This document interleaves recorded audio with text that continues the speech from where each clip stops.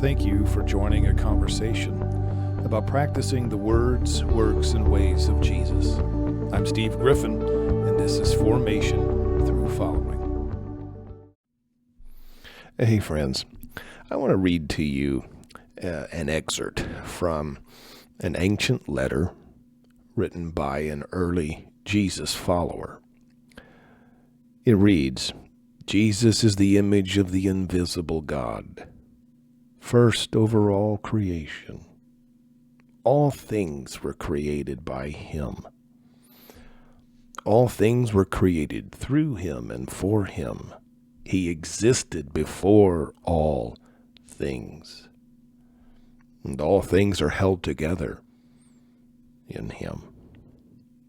All the fullness of God was pleased to live in him. And God reconciled all things to himself through Christ. He brought peace through the blood of his cross. That is an amazingly high view of Christ, Lord of all things. My question for us to think about is, how did Jesus go from Rabbi to Lord in the minds of his contemporaries? We're not talking about the development of mythology or legend, but a journey within peers. How did these people begin to conceive of Jesus as Lord? I mean, let's engage our imagination. You hear Jesus speaking for the first time, and no one in your experience has ever said such things. His words are intriguing. His teaching is just so exemplary and brilliant. And he asks you to follow him. And you do. You follow the rabbi. And as you grow in your respect for your rabbi, you happen to attend a wedding feast with him. And while you are there, you witness your rabbi turn about 160 gallons of water into wine.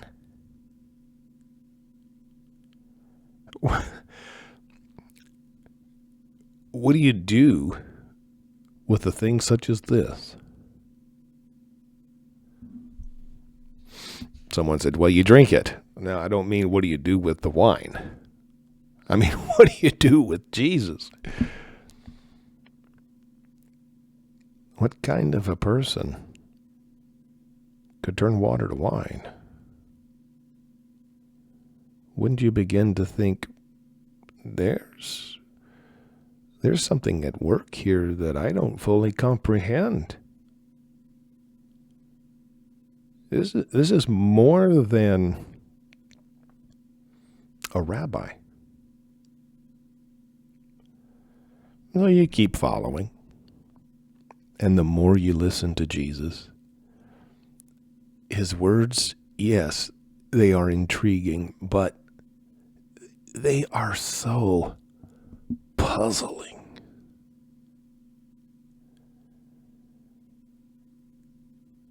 you grapple with trying to understand. He uses metaphors in ways that are just expanding your horizons. He's bending your mind, if you will.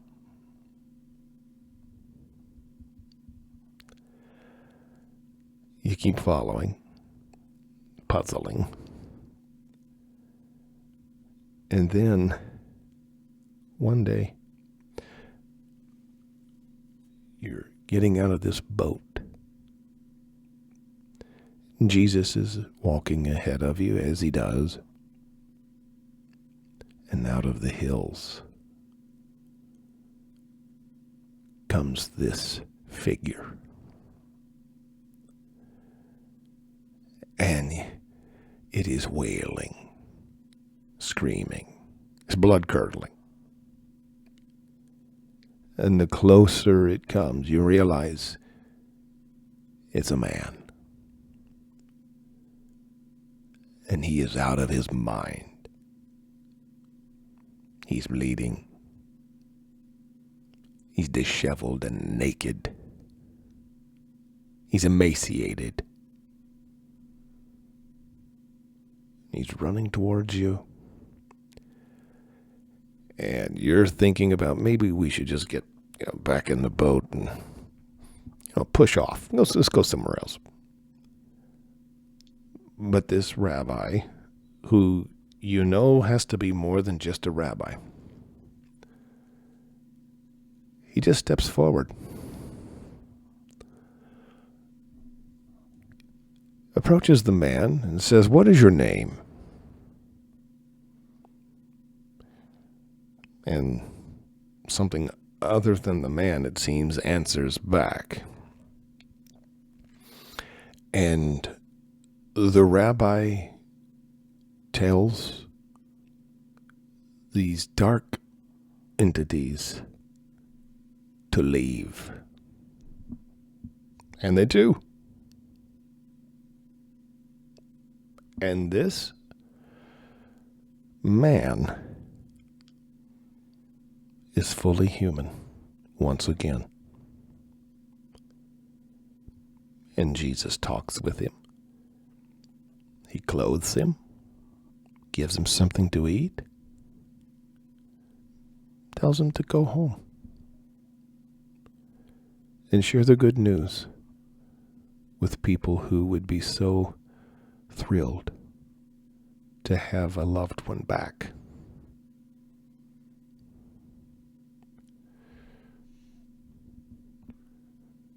This journey in your mind takes another step. Who can do this kind of thing? Who has power over not just nature, but he seems to have power over the supernature, the supernatural. Time goes by and Jesus' words, so intriguing and puzzling. They're also very challenging. His words are shaking you to the core of your understanding. He is saying things about God that is turning your theology upside down. He is saying things about you and your world and your place in the world. He is saying things about people that you love and people that you hate. He is turning your worldview inside out. And maybe you're thinking, I don't know if I can stretch any further. I don't think I can go any further.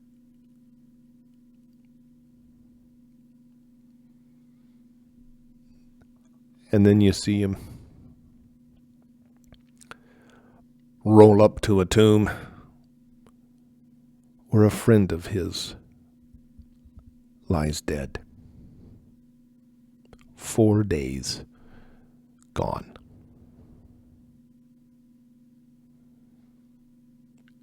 And this man, who is not less than a rabbi, but he's got to be so much more,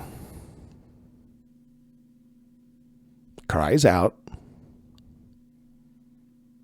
"Lazarus, come forth."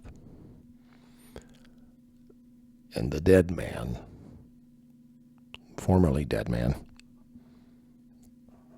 comes forth.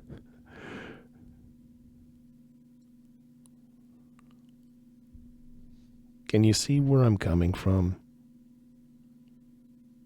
How it is that an early follower of Jesus, a contemporary, could write a letter extolling the lordship of Christ. Seems to me that there would be a final step in the mental journey, the mental and spiritual journey from Rabbi to Lord in the mind. That final step would surely be seeing your rabbi tortured and murdered by Rome.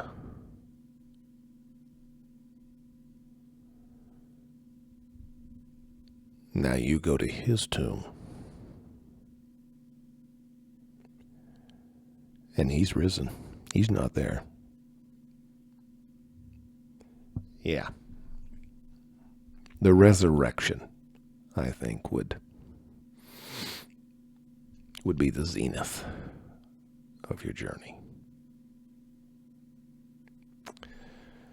From Rabbi to Lord. Lord means what? Maybe think about that. We're entering into the Advent season. What does Lord mean? Maybe read this passage from Colossians 1 that I read to you. Ask yourself, is my view of Christ's lordship too small? How can I enlarge my vision? Maybe meditate on the mystery of how Jesus is fully God and truly human. Maybe take that journey in your own mind, from teacher to Lord. Well, that's all for now. Leave a comment or question and join the conversation. Until next time, show the world a Jesus-looking God.